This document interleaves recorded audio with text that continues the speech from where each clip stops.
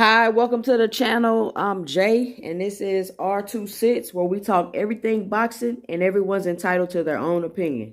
In today's video, we will be discussing Errol the True Spence Jr. exposing Terence Crawford for the contract negotiations. But before we do that, make sure you help support the channel by punching that like and subscribe button, and make sure you let me know and drop it below your 2 cents as we go through the video. So, yesterday I was watching a Fight Hype interview with Errol the True Spence Jr. and he was asked a series of questions. It was a pretty decent interview.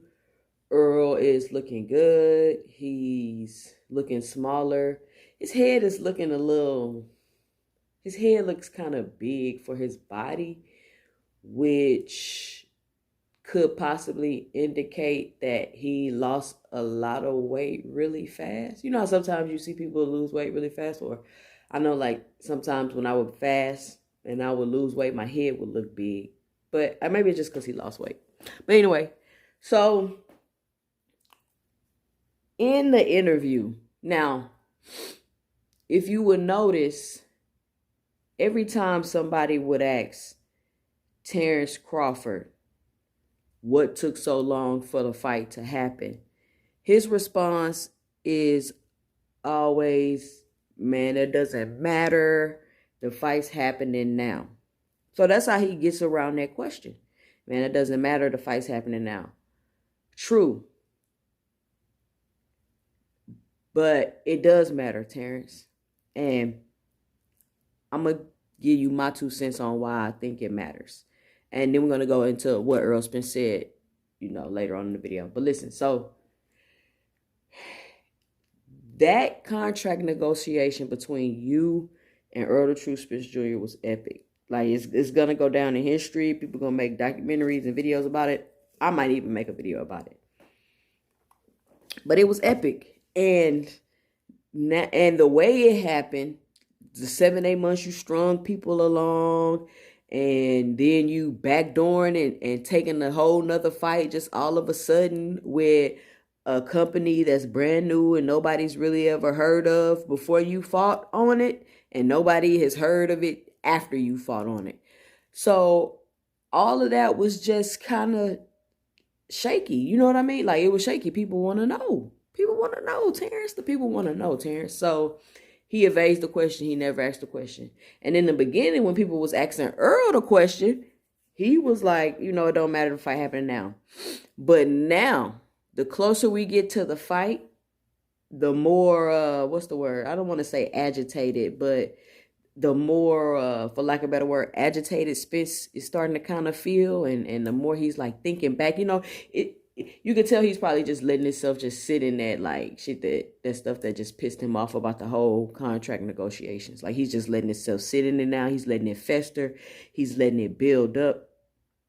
You know what I'm saying? So when they asked him, basically, when they asked Errol, hey, Errol, because they want you to believe, the Crawford fans want you to believe that Al Heyman and Errol Spence sent the contract to Terence Crawford to fight him because Al didn't want the fight and Errol didn't really want the fight. So they sent the contract and then ducked. That's the narrative that's been going around. That's what the Crawford fans want to believe. Which, if we're being just rational, logical people, you can see that don't make no sense. Why would I send you a contract if I don't really want the fight? So they asked Errol, what took so long to make the fight? And Errol basically said, and this is, mind you, the first negotiations didn't go right. This is the second time we're negotiating. So, Terence, you already know what's up. You already know what's up. You already kind of know what the offer's going to be. Because we just did this for 7-8 months. We just did this for 7-8 months. So Errol say, well, every time he asked for something and we gave it to him, he moved the goalpost. Every time we asked him something and gave it to him, he moved the goalpost. Every time. And so I know I was saying like in past videos, y'all should check out my Elephant in the Ring video about Terence Crawford, and you should check out why Terence Crawford is a boxing business genius. I'm probably going to tag that at the end of the video so y'all can click on it and go watch it so we can keep the conversation going about this, because I'm glad it's finally came out. And I said in that video that Crawford got everything he wanted for this fight. But now that I'm looking at it, and after hearing Spence come out and say that and confirm that he was doing that in the negotiations, I feel like Terence Crawford didn't get everything he wanted because he didn't want the fight. Or maybe he did want the fight and he knew the leverage he had and the position that he was in, and he just used that to his advantage. But I'm going to go with he didn't want the fight. So he played so much so to the point where he had to get Errol Spence on the phone to ask for additional things. And Errol went against his whole team just to make this fight. Errol went against his whole team, being so stubborn when they like, look, man, leave this dude alone. He did it anyway. He made the fight anyway. Gave Terence whatever he was talking about. And Terence sitting back, smiling like he think everything all good. But Errol is about to take all that out of you and punish you in that ring. Do y'all remember in the All Access with Ugas when Errol said that he was going to punish Ugas for taking his Manny Pacquiao fight? Errol, your Danis didn't take your Manny fight. You got injured, and he was the replacement. You're like Ugas just walked in there and snatched the fight away from you. No, you was injured. But that's the way he thought about that. And you seen what he did to Ugas in the room. And y'all remember that tweet that Errol put up about how he felt played?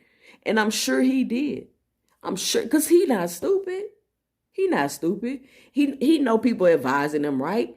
And y'all like, oh, well, Al didn't want the fight. No, he didn't want the fight. Not because Spence was going to lose, but because the dude was being irrational in the negotiations.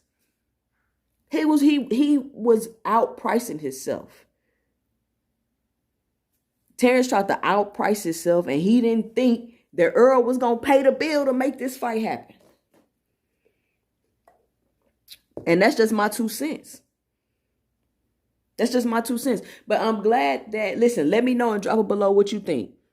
What do you think? And another question is, did Errol set a precedent? Like, are people going to expect other fighters to do this? But I mean, this was a big fight, undisputed. This is what Errol been won his whole career. That's a man that's willing to pay the price. Literally, Errol is willing to pay the price.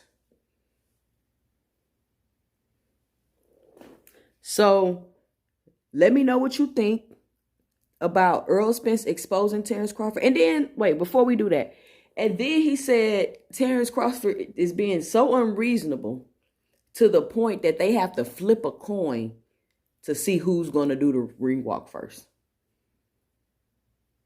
As if Errol Spence ain't the A side. Like, he got 3 of the belts. That's not even, he has 3 of the belts, so that's not even, what's the word? That's not even a question. He has 3 of the belts. And Terence wants to bring his accolades and, like, how does anything you did in any other weight class matter at 147? It's like, okay, boom, I was a champion at 140. I move up to 147. That, you starting over. You're starting over. So Terence wanted to keep bringing his accolades in as if, you know, he felt that made him the A side, when that doesn't necessarily make you the A side. The B side is the business of boxing. That's what that is. Tank and Ryan has proved that A-B side and all of that is the business of boxing. Because if Ryan did not have the following he had, or would bring in the numbers he would bring in, he didn't deserve that fight with Tank. He deserved that fight with Tank, and he received that fight with Tank because of the business side of boxing. It definitely wasn't the skill side. I mean, y'all could try to hype it up all y'all want. It was a 50-50 fight and all of that. But so anyway, I digress. That's what I'm trying to say is the business of boxing, the AB side. And Terence, Errol beats you in the business of boxing. He sells out stadiums. He does the pay-per-view numbers. He's fighting the champions. He got the belts. Like, I mean, accolades, we're not talking about accolades. Accolades ain't got nothing to do with the A and B side. We talking about numbers. Numbers is what has to do with the A and B side. So it's obvious that Terence was being petty in the contract negotiations, and I'm glad Errol exposed them. And it's exactly what we thought. And every time, like, y'all stop defending Crawford. Every time y'all try to defend Terence, it come back and kind of bite you because you find out that he was BSing around. So let me know what you think about Errol Spence exposing Terence Crawford about the negotiations by dropping your 2 cents below in the comments. Be sure to help support the channel by punching that like and subscribe button. Follow me on 2 Cents Boxing and at Twitter at 2 Cents 20. I'm Jay. And stay tuned for my 2 cents in the next video. Or if you want to keep the conversation going, go ahead and click on my video about how Terence Boy Crawford is a boxing business genius. Or take a look at my feature series on the channel, The Elephant in the Ring. Stay tuned. Peace.